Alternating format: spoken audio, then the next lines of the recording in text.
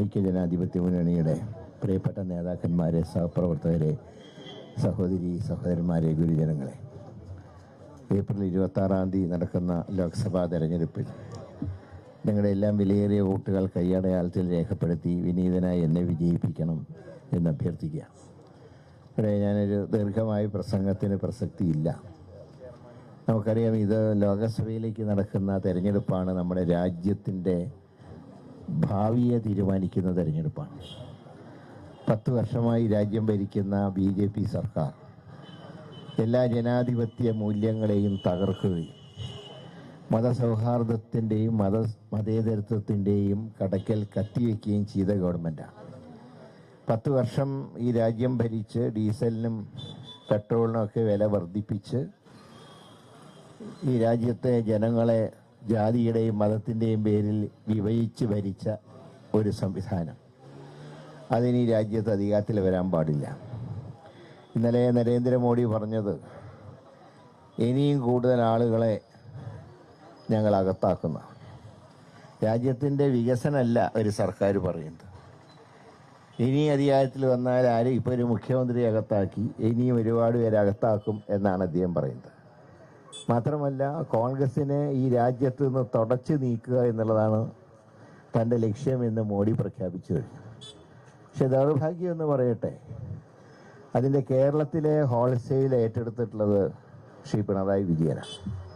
കോൺഗ്രസിനെ ഇന്ത്യയിൽ മുഴുവൻ തുടച്ചു നീക്കണമെങ്കിൽ കേരളത്തിലും തുടച്ചു നീക്കണമല്ലോ. കേരളത്തിൽ മോഡി വിചാരിച്ചാൽ കഴിയില്ല എന്ന് അദ്ദേഹത്തിന് അറിയാം. അതുകൊണ്ടാണ് ആ ജോലി പിണറായി ഏൽപ്പിച്ചിട്ടുള്ളത്.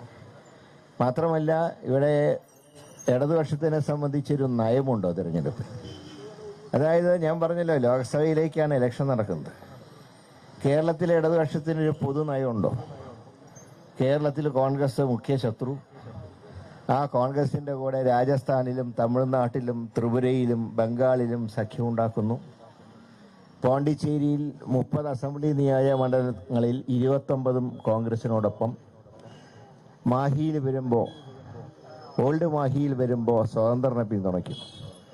അതായത് ഒരു കേന്ദ്രഭരണ പ്രദേശത്തെ 30 അസംബ്ലി സീറ്റുകളിൽ 29ലും കോൺഗ്രസിൻ്റെ കൂടെ നിൽക്കുന്നവർക്ക് 30ാമത്തെ സീറ്റ് എത്തുമ്പോൾ കോൺഗ്രസ് മിത്രമല്ല. കാരണം അങ്ങനെ അവിടെയും കോൺഗ്രസിനെ സഹായിച്ചാൽ വടകരയെ ബാധിക്കുമോ എന്നുള്ള സംശയം. കാരണം ഓൾഡ് മാഹി എന്ന് പറയുന്നത് തലശ്ശേരിയുടെയും ന്യൂ മാഹിയുടെയും ഓൾഡ് മാഹി തലശ്ശേരിയുടെയും ന്യൂ മാഹിയുടെയും നടുവിലാണ്. അപ്പം അങ്ങനെ വരുമ്പോൾ ന്യൂ മാഹിയിൽ തലശ്ശേരിയിലൊക്കെ LDF കോൺഗ്രസിനെ എതിർക്കുന്നു, ഓൾഡ് മാഹിയിൽ കോൺഗ്രസിൻ്റെ കൂടെയാണ്. പക്ഷേ ഓൾഡ് മാഹിയിലെ വോട്ടെടുപ്പ് മറ്റ് വടകരയെ ബാധിക്കുമെന്നുള്ള സംശയം കൊണ്ട് അവിടെ സ്വതന്ത്രനെ പിന്തുണയ്ക്കുക. അപ്പോൾ ഒരു സംസ്ഥാനത്ത് പോലും ഒരു നയമില്ലാത്തവർക്ക് എങ്ങനെ കേന്ദ്രത്തിൽ ബദലുണ്ടാക്കാൻ കഴിയും? അത് മാത്രമല്ല,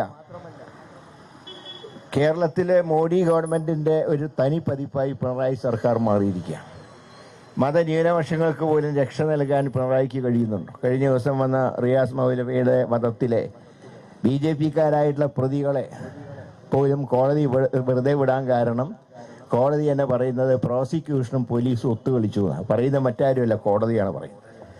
തെളിവില്ലാത്തതിൻ്റെ പേരിൽ കോടതി ദുഃഖിച്ചുകൊണ്ടാണ് ആ പ്രതികളെ വെറുതെ വിട്ടത്. അപ്പോൾ കേരളത്തിൽ പോലും ന്യൂനപക്ഷങ്ങളെ സംരക്ഷിക്കാൻ കഴിയാത്ത ഇടതുപക്ഷത്തിന് എങ്ങനെ ഒരു ദേശീയ ബദലാവാൻ കഴിയും?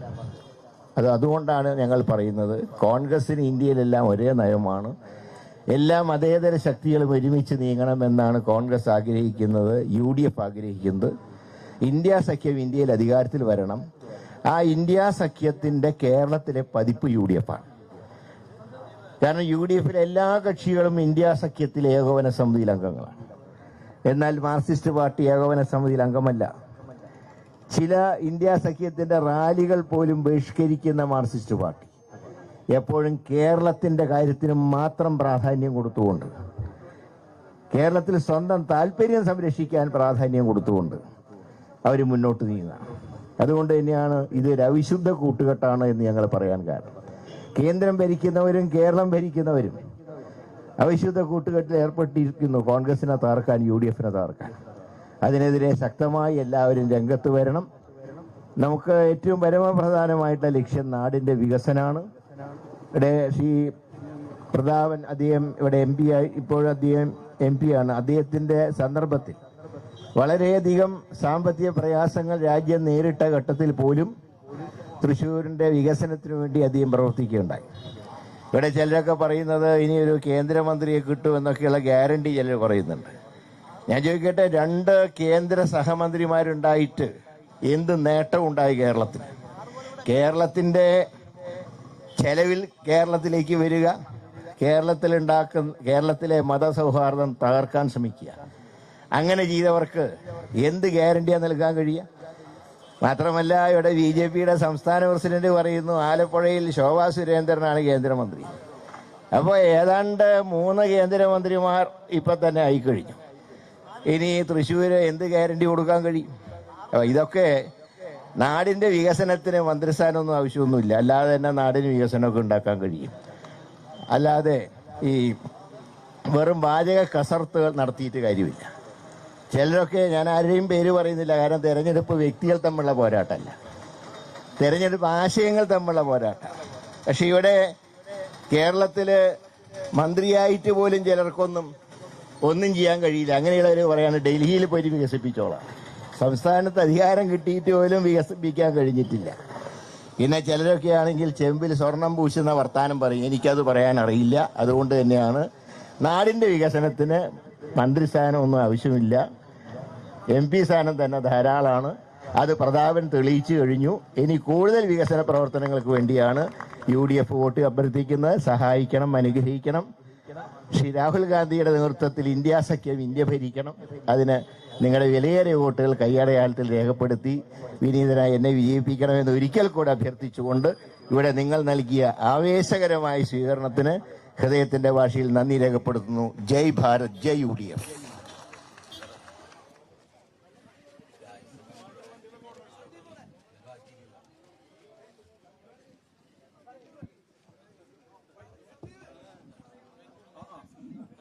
നന്ദി പറയുന്നതിന് വേണ്ടി മണ്ഡലം പ്രസിഡന്റ് സന്ദീപിനെ ക്ഷണിക്കുന്നത്. അതിനു മുമ്പ് നമ്മൾ ബൈക്കുകൾ മുഴുവൻ സ്ഥാനാർത്ഥിയുടെ മുമ്പിലാണ് പോകേണ്ടത്. ആരും വഴി തെറ്റിച്ച് പോകരുത്, ആരും ഓവർടേക്ക് ചെയ്ത് പോകരുത്.